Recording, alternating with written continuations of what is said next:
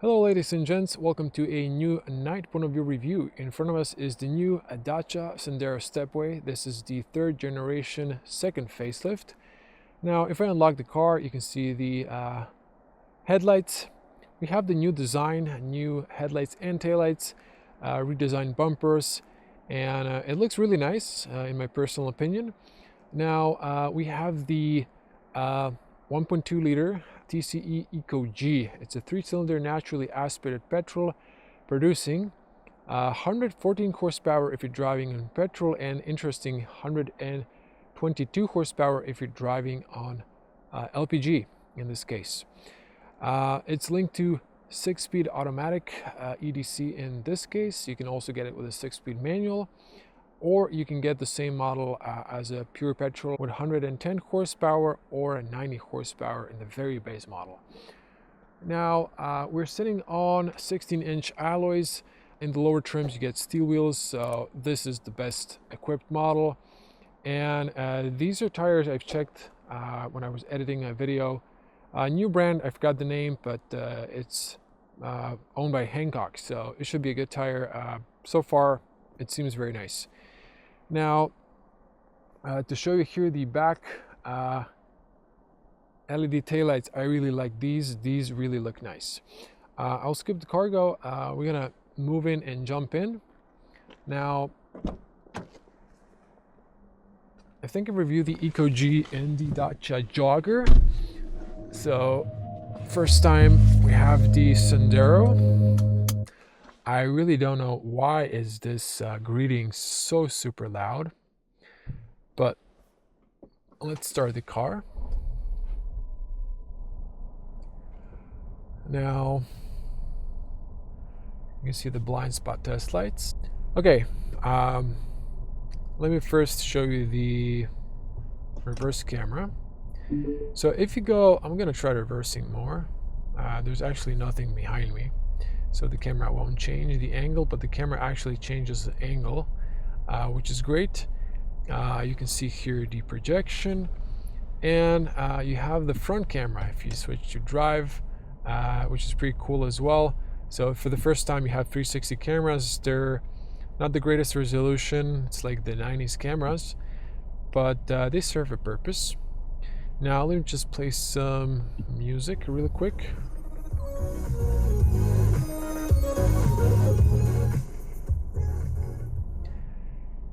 Bass speakers, 6 speakers. It's a decent sound, but nothing that's amazing.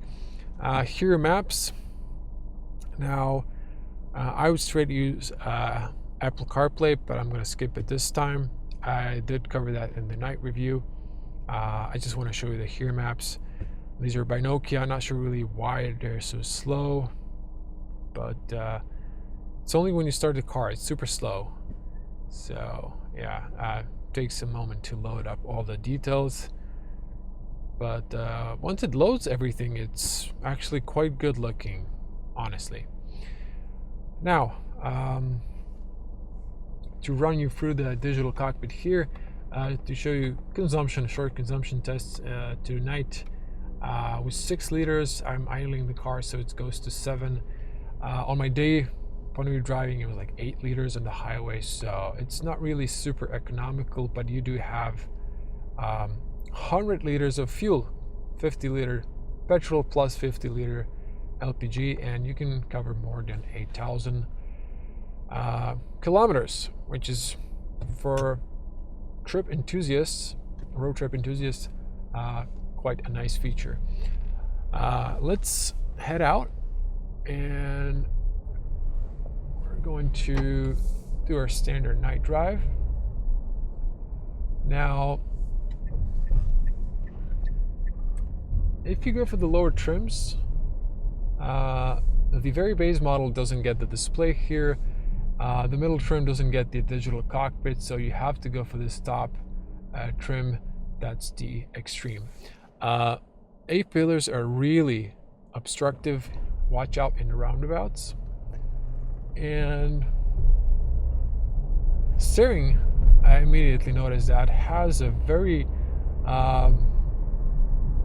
heavy feeling, so it gives you a lot of feedback. It's precise, kind of sporty maybe. The car itself isn't too sporty. It takes a little bit of time to speed up. 0 to 100 is like 10 or 11 seconds, so not really impressive. But if you press it in deep, it does pull nicely. It's not that bad if I'm being modest. So I just got used to testing a lot of new cars, and most of them have new hybrid technologies or electric motors, and they're just super fast. So this is like old school technology, if you will. Good thing about this old school technology is that it's more reliable. It's cheaper to fix. If you go for the hybrids or plug-in hybrids or electric vehicles, on the long term, there might be potential more expensive problems. Maybe the most in the plug-in hybrids, which have both the ICE technology and the EV technology. But if you're here looking for the new Dacia, I'm going to give you all the good and the bad stuff. Now, this latest model has here the new ADAS features, so it has a camera monitoring your eyes. It has the over speed limit, EU PESCI regulation, and speed limit change. So you're going to hear that sound occasionally. Now you can disable it. There's a My Personal button here. It's kind of far off. In Renault, it's much more approachable on the left here, but that's fine. Now, the suspension is a little bit stiff.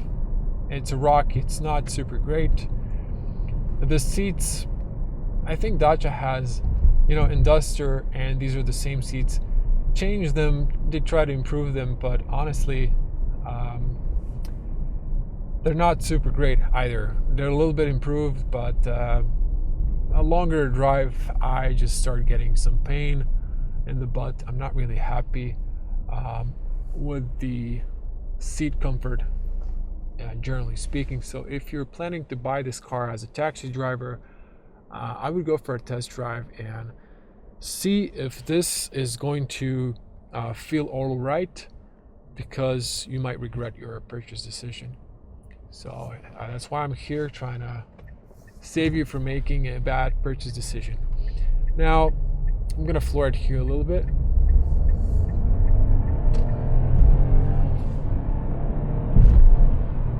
Okay, so, it's nippy when you need it.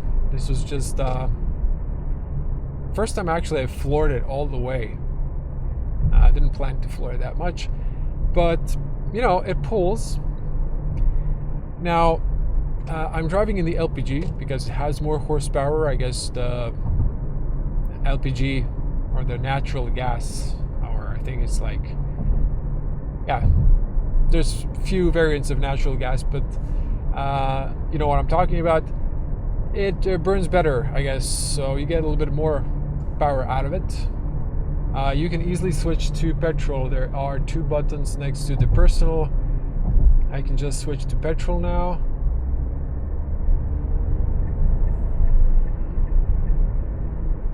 But, the car runs nicely. Generally for commuting and for road trips, it's pretty fine if, again, you are a modest person. I'm gonna go back to LPG. Now, one of the advantages of this car is the gas prices are high currently, and the LPG is under €1, so you can potentially save a lot of money. It's not cheap as electricity, but it's cheaper than gas or petrol. Now, I would say overview, despite the A-pillars being a blind spot, is fine in the car. It's not a problem parking this car. You finally have 360 cameras in Dacia, so that's also very nice. Brakes, I have to comment the brakes. For my personal taste, I feel like they're a little bit late, a little bit. It's nothing of a concern, but it's just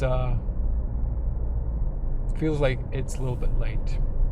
But once you press them deeper, they just grip fine. So it's just a minor observation. And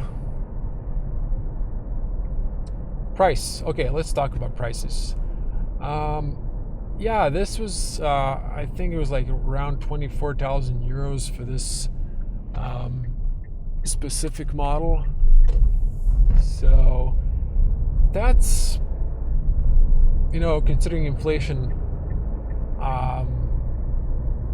okay price, but to be 100% honest, there is way too much competition these days, and I feel like Dacia is not winning here.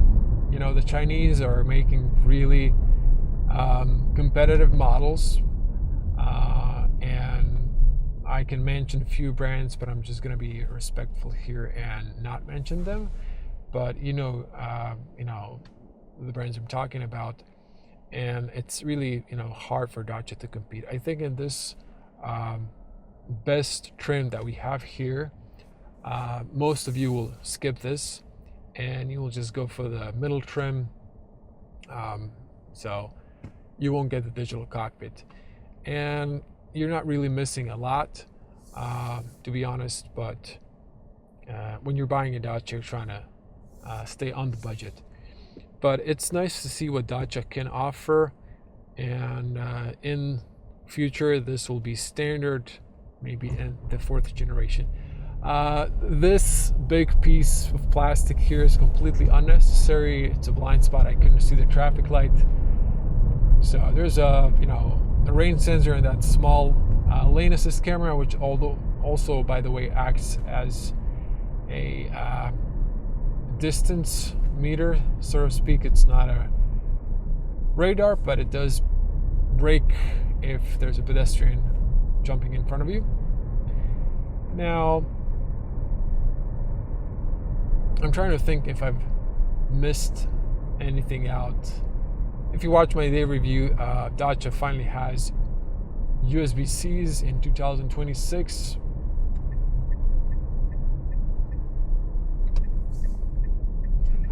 Now, maybe in future they will also add full LED headlights, fog lights, taillights, and so on if you're into that.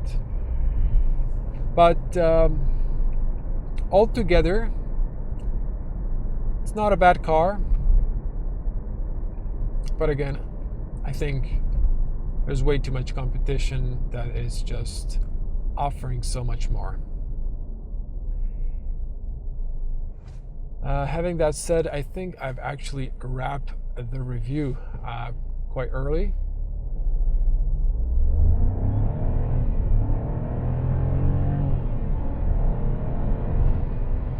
Yeah, it can speed up nicely. I think I'm just sometimes driving these cars, very moderately according to the speed limits. I was in the speed limit, so we have 10 kilometer tolerance up to 100 kilometers per hour, and past that 10% on the speed and 10% on the speedo.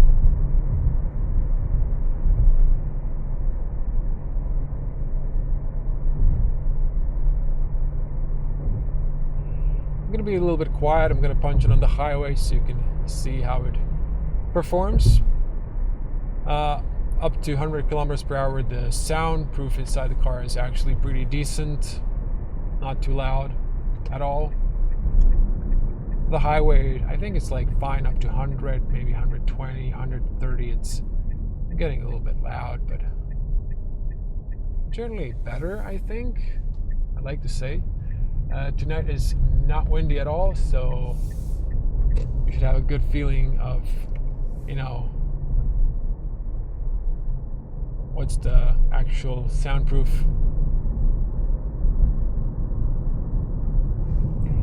I like to say the Dacia is stable in the bends. I can speed up faster. This guy's driving slow, but I'm pretty sure there's some leaning if you go faster.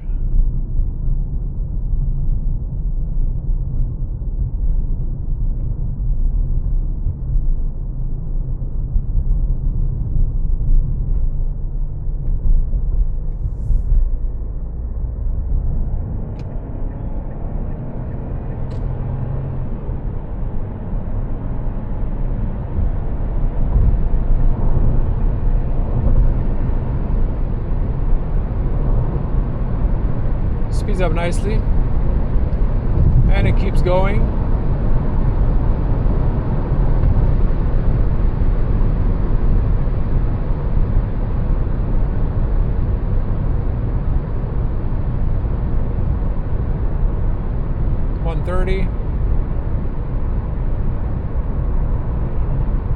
I gotta say, it feels like it's much quieter. There's a little bit of wind around the A-pillars, maybe the side mirrors, but at 100 here, I can hear most of the tires. This is a smooth and rough asphalt.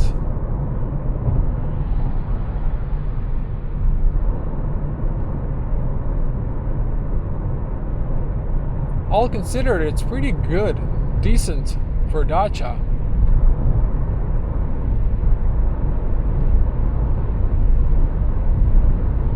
Again, what I can mostly hear are the tires or the really rough asphalt.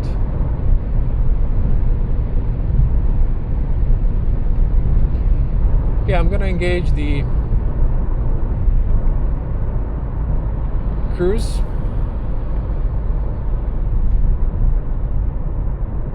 I also have the, let me show you that, lane correction. It's going to keep me in the lane. I'm not sure if it marks it. It does show it on the top.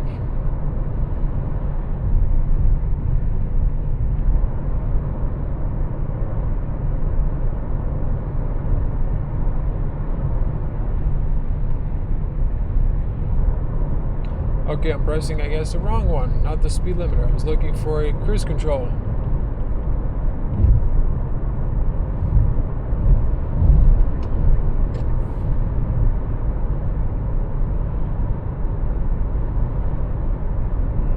Letting the car come to the edge. It, corrects me, but it's going to do the ping pong thing. It's not going to keep you in the lane. It's just going to prevent you from leaving it. Ooh, that's really bright. Manual, don't blind me feature. You can see that. This is the long beam. Nice and warm, and trying to switch it off, but it's, I think, auto. Yeah, I just went down. And this is the cold beam. It's nice, but it's not super bright. It is engaging automatically once again.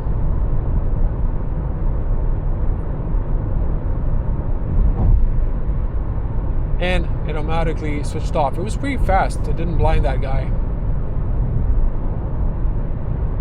So it's a nice improvement, Dacia, altogether. Again, I'm saying if you're a modest person, you're gonna enjoy this car. I really got spoiled by testing all the great new cars and new amazing technology, and all these new cars are more comfortable, but generally speaking, Dacia has improved as well.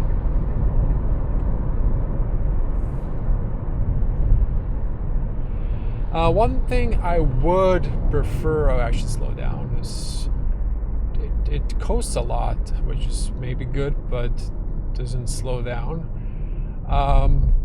One thing I wish the digital cockpit would show me is what gear I'm in. I mean, I'm driving, in automatic. You do have the sport paddles, which I never use. I think these are just like a gimmick.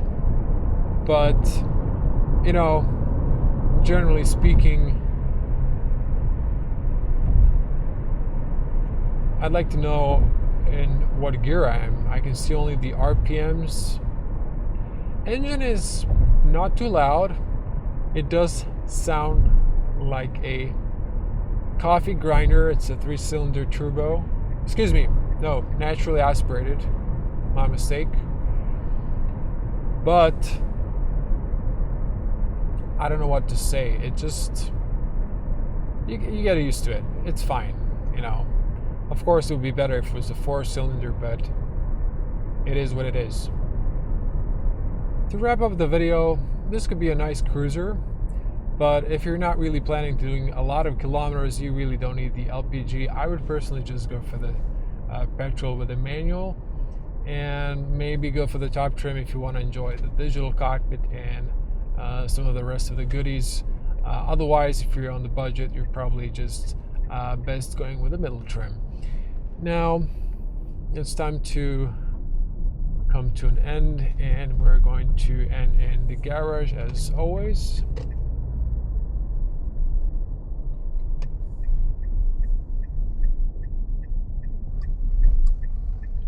One thing I also wish, maybe in the future, if Dacia would add at least both front windows fully automatic.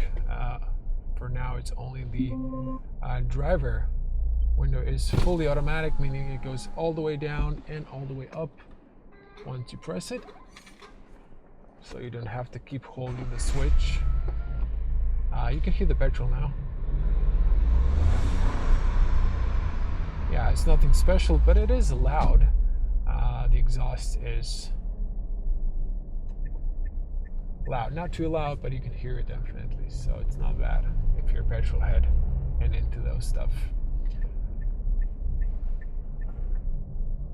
Well, I'm gonna wrap it here. Thank you for watching. If you want to see more Dacia reviews in the future, subscribe, click the bell to get notified, or if you generally want to see new cars, follow up the channel. In a few months, I forgot now, I should be having, maybe end of summer, I forgot, Dacia Duster with the new 4x4 automatic, which is sort of like a hybrid. Stay tuned for that. And just for the fuel consumption, 7 liters, so that's that. If you're on open road driving nicely, you can get it up to 5.5 or 6, probably more 6. So that's that. Thanks for watching. I'm gonna give you a tour around the car in the garage. Just gonna use that remote to show you those taillights. I really like the new design, and this color really suits the new Sandero Stepway real nice. That's it. Thank you for watching. See you in the next one. Bye.